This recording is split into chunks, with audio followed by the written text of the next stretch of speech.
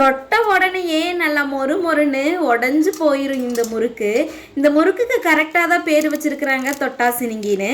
இப்போ வரைக்குமே இந்த முறுக்கு எப்படி செய்கிறது அளவுகள் தெரியாமல் இருந்தால் நான் சொல்கிற இதே அளவுகளில் நீங்களும் ஒரு டைம் ட்ரை பண்ணி பார்த்துட்டு எப்படி இருந்ததுன்னு கமெண்ட் பண்ணுங்கள்.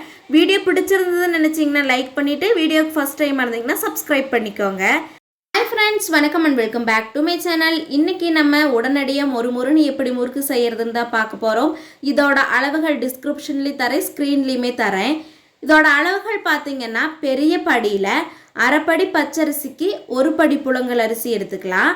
இது ரெண்டையும் நல்லா வாஷ் பண்ணிவிட்டு உப்பு சேர்த்து மாவாக ஆட்டி எடுத்துட்டு இது கூடவே 1/2 கிலோ கடலை மாவு வந்து சேர்த்திருக்கிறோம். ஒருவேளை கடலை மாவு இல்லைன்னா பொட்டுக்கல்லையை கொஞ்சமாக வறுத்துட்டு பொடி பண்ணி சேர்த்திக்கலாம். இது கூடவே கொஞ்சமாக டால்டா, தேவையான அளவு மிளகாய்த்தூள், எள்ளு, ஓமம் தேவையான அளவு சேர்த்திட்டு நல்லா வந்து கட்டிகள் இல்லாமல் கலந்து விட்டுக்கலாம். மாவு கூட கடலை மாவு சேர்த்துறதுனால கட்டிகள் வரும். அதனால் கட்டிகள் இல்லாமல் ஒரு பக்காவோட பதத்தில் மாவை வந்து நல்லா கலந்து எடுத்துக்கலாம். இப்போ மாவு கிளறும் போதே தெரியும் உங்களுக்கு, வேகம் வந்து மிக்ஸ் ஆகாது. அதனால் நல்லா மிக்ஸ் பண்ணினா மட்டும்தான் இந்த மாவு நல்லா மிக்ஸ் ஆகும். மாவையெல்லாம் நல்லா மிக்ஸ் பண்ணி எடுத்ததுக்கப்புறமா இந்த முறுக்கு பிழியிற 3 ஹோல்ஸ் உள்ள அந்த சில்லும் அச்சும் வந்து எடுத்துக்கலாம். இந்த மாவு நம்ம போடும்போது கையில் எடுத்து போடுறதுக்கு பதிலாக கரண்டி யூஸ் பண்ணணும்னா வேகமாக வேலை வந்து முடிஞ்சிடும்.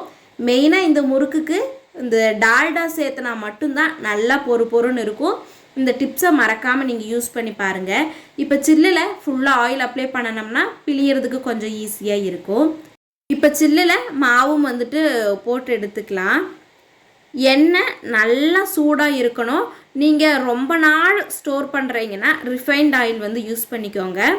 நாங்கள் இப்போ வீட்டிலையே ரெடி பண்ணின சல்ஃபரெல்லாம் வைக்காத தேங்காய் எண்ணெயில் தான் செஞ்சிட்ருக்குறோம். இந்த தேங்காய் எண்ணெயில் செய்யும்போது கொஞ்சம் சிக்கு வாசம் வந்து அடிக்கும். அதனால் ரொம்ப நாள் ஸ்டோர் பண்ணுறீங்கன்னா ரிஃபைண்ட் ஆயில் வந்து யூஸ் பண்ணிக்கோங்க. நல்லா எண்ணெய் சூடான உடனேயே முறுக்கை வந்து பிழிஞ்சு விட்டுக்கலாம்.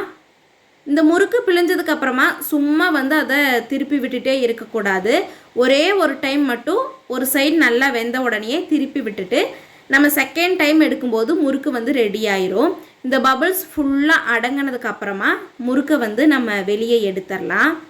வெளியே எடுத்துட்டு நல்லா எண்ணெய் வடிஞ்சதுக்கப்புறமா ஒரு சம்பளத்துலேயோ ஏர்டைட்டான பாக்ஸ்லேயோ போட்டு ஸ்டோர் பண்ணிட்டோன்னா எத்தனை நாள் ஆனாலும் இந்த முறுக்கோட கலரோ அந்த வாசமோ டேஸ்ட்டோ மாறவே மாறாது. நான் இப்போ வீடியோவில் காமிக்கிற மாதிரியே நல்லா பொறுன்னு இருக்கும். மறக்காமல் இந்த டிப்ஸ் அண்ட் ட்ரிக்ஸ் எல்லாம் யூஸ் பண்ணி நீங்களும் ட்ரை பண்ணி பார்த்துட்டு எப்படி இருந்ததுங்கிறத கமெண்ட் பண்ணுங்கள். வீடியோ பிடிச்சிருந்ததுன்னு நினச்சிங்கன்னா லைக் பண்ணிக்கோங்க. நீங்கள் இதான் நம்ம சேனலுக்கு ஃபஸ்ட் டைம்னா சப்ஸ்கிரைப் பண்ணிவிட்டு அப்படியே ஷேர் பண்ணுங்கள். தேங்க்ஸ் ஃபார் வாட்சிங்.